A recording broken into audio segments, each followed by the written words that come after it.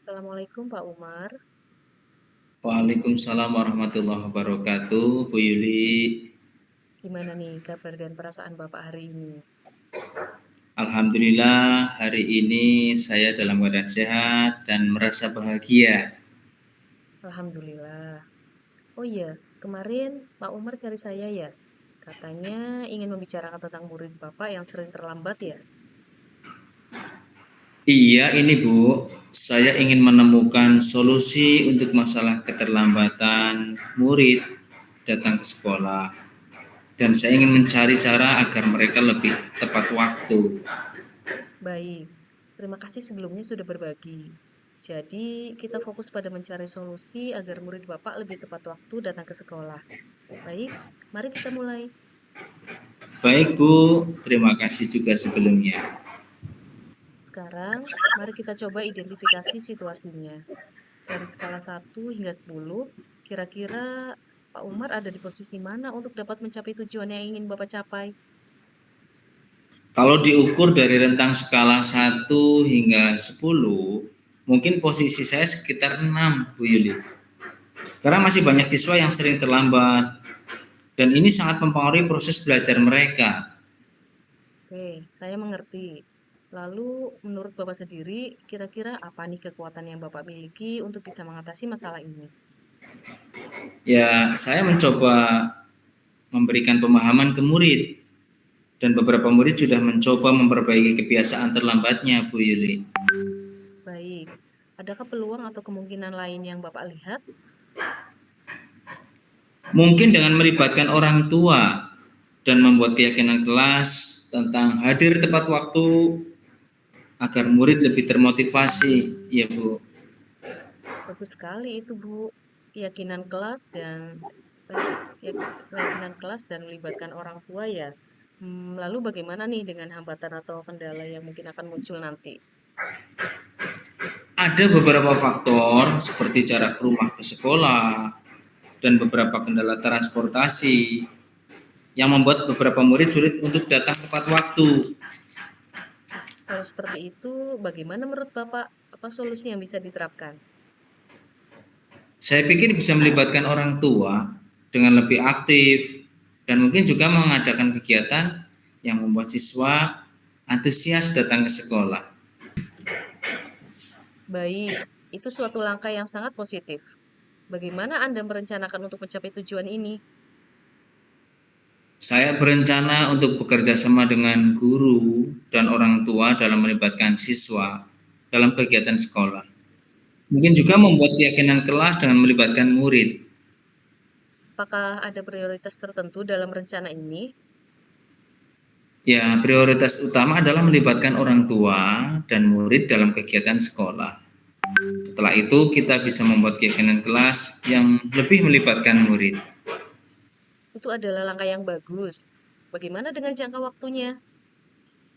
Saya berharap dalam beberapa bulan pertama, kita sudah melihat perubahan positif dan lebih banyak siswa yang datang tepat waktu. Bagus. Bagaimana Bapak akan mengukur keberhasilan rencana ini? Keberhasilannya bisa dilihat dari seberapa banyak murid yang hadir tepat waktu dan bagaimana semangat mereka dalam mengikuti kegiatan sekolah. Itu hebat. Namun, dalam setiap rencana pasti ada tantangan. Bagaimana Bapak berencana menghadapinya? Ya, saya akan mencoba berpikir tentang alternatif solusi. Jika rencana awal tidak berjalan dengan lancar, juga berbicara dengan rekan guru untuk mendapatkan masukan dari mereka. Terdengar bagus. Bagaimana komitmen Bapak terhadap rencana aksi ini? Saya berkomitmen untuk benar-benar menjalankan rencana ini dan berusaha keras agar siswa lebih disiplin dalam datang tepat waktu, Bu Yuli. Siapa atau apa yang bisa membantu Bapak menjaga komitmen ini? Ya, tentunya guru-guru dan orang tua pasti akan mendukung. Mungkin juga beberapa teman yang bisa membantu dalam pelaksanaan kegiatan. Setelah sesi coaching ini, gimana nih tindak lanjut yang akan dilakukan Bapak? Saya akan terus memantau perkembangan rencana ini dan akan berbicara dengan Ibu lagi jika ada hal yang perlu didiskusikan. Lalu, mulai kapan program ini akan dilaksanakan, Pak? Karena sekarang sudah dalam pelaksanaan ASTS 1, Bu Yuli, kemungkinan program ini akan berlangsung setelah ASTS selesai, Bu. Itu hebat. Saya percaya Bapak bisa melaksanakan rencana ini. Jika ada perkembangan atau Bapak butuh bantuan, jangan ragu untuk berbicara dengan saya lagi. Terima kasih Bu Yuli, saya sangat menghargai dukungannya. Tidak masalah, Pak Umar. Semoga rencana aksi ini membawa perubahan positif terkait murid yang sering terlambat datang ke sekolah. Amin. Doakan ya Bu ya. Baik, Pak. Tetap semangat ya dan terus berusaha. Siap. Terima kasih Bu Yuli. Ya, saya tentunya apresiasi yang luar biasa jenengan sudah membantu saya dan terima kasih atas waktunya Bu Yuli. Oke. Assalamualaikum warahmatullahi wabarakatuh. Waalaikumsalam warahmatullahi wabarakatuh. Bentar. Yuk. Oke, baik. Berikutnya kasus 2. Di sekolah Bu Yuli masih banyak dijumpai siswa yang membuang sampah sembarangan. Padahal sudah disediakan tempat sampah di setiap kelas. Namun kesadaran siswa akan kebersihan lingkungan masih rendah. Murid hanya mau membuang sampah di tempat sampah ketika diperintah oleh guru. Padahal guru sudah berulang kali mengingatkan agar semua warga sekolah bersama-sama menjaga kebersihan sekolah. Guru juga sudah memberikan keteladanan, namun murid masih juga belum termotivasi. Akibatnya, kelas dan lingkungan sekolah jarang sekali dalam kondisi bersih dan sangat mengganggu kenyamanan warga sekolah. Assalamualaikum, Pak Umar. Selamat pagi. Maaf mengganggu waktunya sebentar. Boleh, Pak? Waalaikumsalam warahmatullahi wabarakatuh. Bu Yuli, selamat pagi juga. Silahkan Bu, tidak apa-apa. Kebetulan saya sedang santai. Terima kasih, Pak Umar.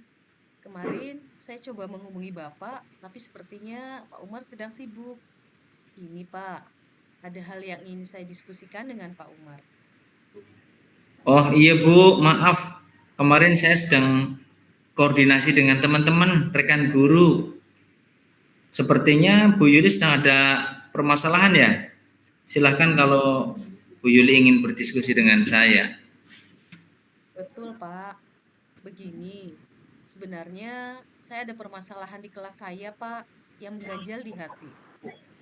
Saya melihat di kelas tidak nyaman sekali karena banyak sampah di laci kelas dan di sekitar kelas.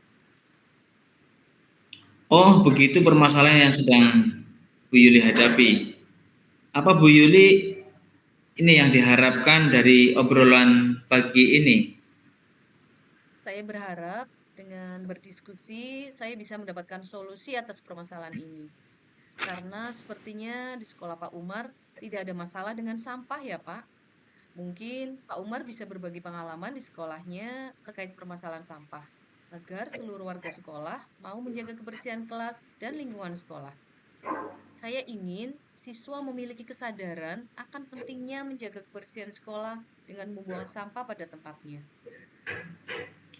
Jadi Bu Yuli ingin siswa memiliki kesadaran untuk membuang sampah ya secara tidak sembarangan, artinya sembarangan supaya lingkungan sekolah Bu Yuli nampak bersih dan nyaman. Iya Bu. Benar, Pak. Saya sudah berulang kali menasehati siswa. Bahkan ketika piket kelas, Bapak Ibu guru selalu mendampingi. Saya juga bersama guru selalu mencontohkan dengan membuang sampah di tempat sampah. Ketika melihat sampah, kami juga langsung memungut dan membuangnya di tempat sampah. Tapi kenapa anak-anak kok susah sekali untuk berbuat seperti itu ya, Pak? Memang seberapa sering Bu Yuli menasihati anak-anak? Setiap hari, Pak, ketika saya keliling kelas, pasti selalu mengingatkan anak-anak untuk piket sebelum mengawali pembelajaran. Dan ketika lewat di sekitar halaman sekolah juga selalu mengingatkan untuk memungut sampah yang berserakan. Tapi anak-anak belum ada perubahan juga. Mereka hanya ingat sesaat setelah diingatkan. Anak-anak itu, kalau misalkan setelah jajan, sampahnya dibuang di mana tempat mereka duduk. Misalkan duduk di taman, sampahnya pun berserakan di sekitar tempat duduknya. Jika anak-anak mau membuang sampah di kelas pun, anak-anak membuangnya di laci meja, bukan membuang sampah di tempat sampah. Padahal sekolah sudah menyiapkan tempat sampah di depan setiap kelas. Saya juga pernah melihat sendiri ketika ada anak membuang sampah di tempat sampah. Sampahnya tidak sampai masuk ke dalam wadahnya, atau jatuh ke lantai sampahnya. Tidak langsung dipungut dan dimasukkan ke tempat sampah. Tapi dibiarkan saja, malah ditinggal pergi begitu saja. Baik Bu, jadi menurut pengamatan Bu Yuli, kondisi ideal yang diharapkan itu seperti apa Bu? Kondisi idealnya, anak-anak mau dan terbiasa tanpa paksaan membuang sampah di tempat sampah dan akan merasa malu jika membuang sampah sembarangan. Jadi, saya berharap semua siswa disiplin dalam membuang sampah tentunya. Karena kesadaran dalam dirinya, bukan karena takut dengan guru. Berarti idealnya Bu Yuli berharap semua siswa disiplin dalam membuang sampah karena kesadaran dalam dirinya ya Bu.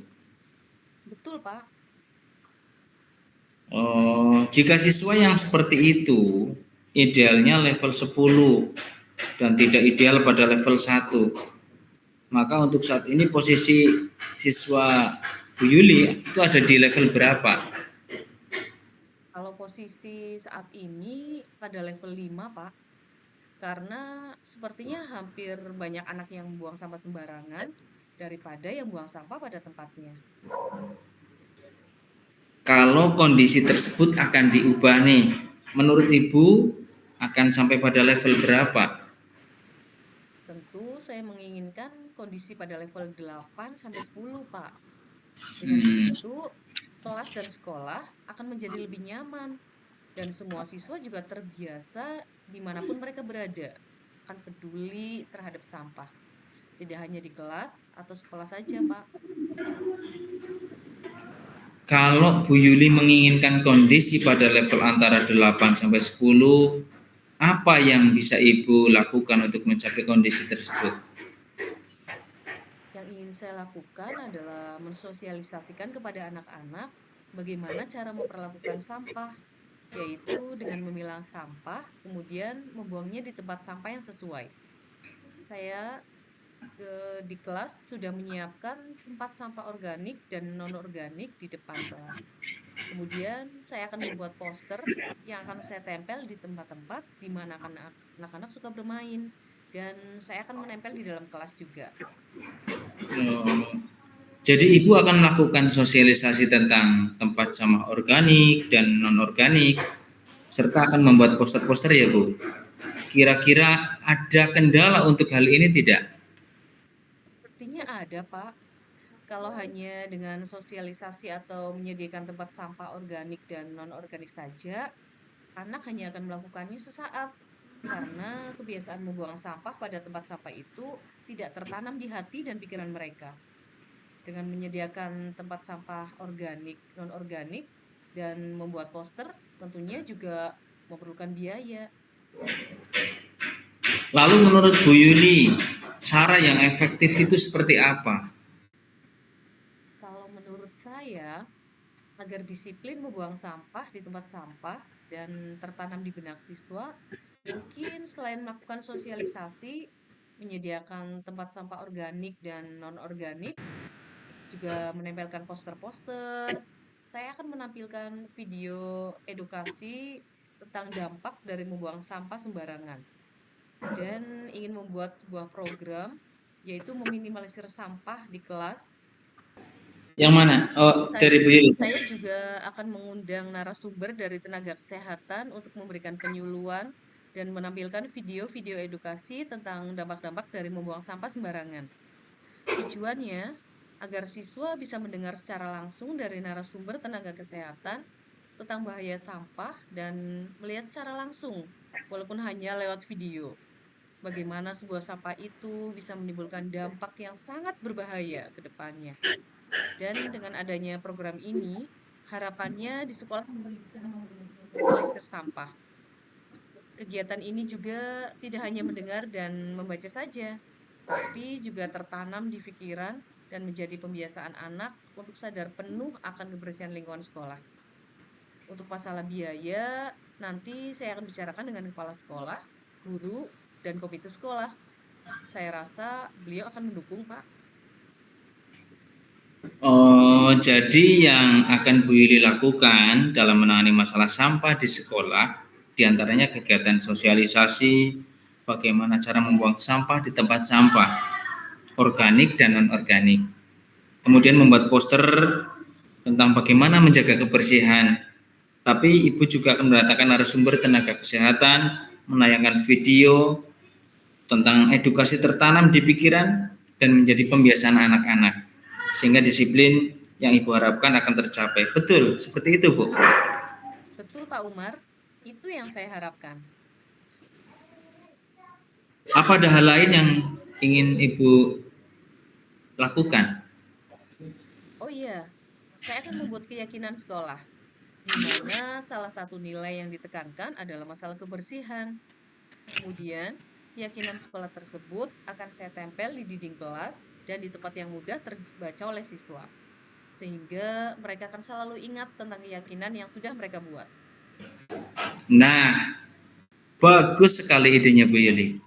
Bagaimana Ibu akan membuat keyakinan sekolah? Bagaimana dengan guru yang lain, Bu? Tentu saya akan mengajak guru lain untuk melakukan hal yang sama, Pak. Saya setuju dengan Bu Yuli. Idenya bagus. Kemudian siapa saja yang akan terlibat untuk bisa melaksanakan komitmen ini, Bu? Tentunya saya akan berkoordinasi dengan kepala sekolah, rekan guru, dan juga komite sekolah, Pak. Karena rencana ini akan sulit dijalankan kalau sendirian kan, Pak? Betul sekali, Bu. Rencana ini harus dilakukan dengan kolaborasi semua pihak. Kira-kira kapan Ibu akan mulai berkoordinasi dengan mereka? Besok saya akan mencoba koordinasi dengan rekan guru terlebih dahulu, Pak. Kemudian, jika semua guru sudah setuju, saya akan melangkah dengan mengajak pedagang kantin serta menembusi komite sekolah. Lalu kira-kira kapan program ini akan dilaksanakan? Tentunya setelah mendapat persetujuan dari rekan guru, pedagang kantin, dan komite sekolah. Saya ingin setelah ASTS ini, program tersebut bisa segera dilaksanakan. Baik, Bu Yuli, saya sangat senang mendengarkan komitmen yang Ibu sampaikan. Harapan saya semoga masalah ini segera terselesaikan ya, Bu ya. Sehingga sekolah Bu Yuli akan lebih nyaman karena anak-anak sudah memiliki kesadaran untuk membuang sampah pada tempatnya. Iya, Pak. Mudah-mudahan. Wah, saya senang sekali pagi ini mendapatkan pencerahan setelah berbincang dengan Pak Umar.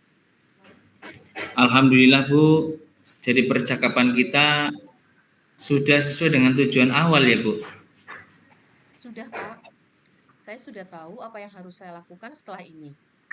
Terima kasih banyak, Pak Umar, sudah bersedia membantu saya. Sama-sama, Bu Yuli. Baik, Pak. Saya permisi. Assalamualaikum warahmatullahi wabarakatuh. Waalaikumsalam warahmatullahi wabarakatuh.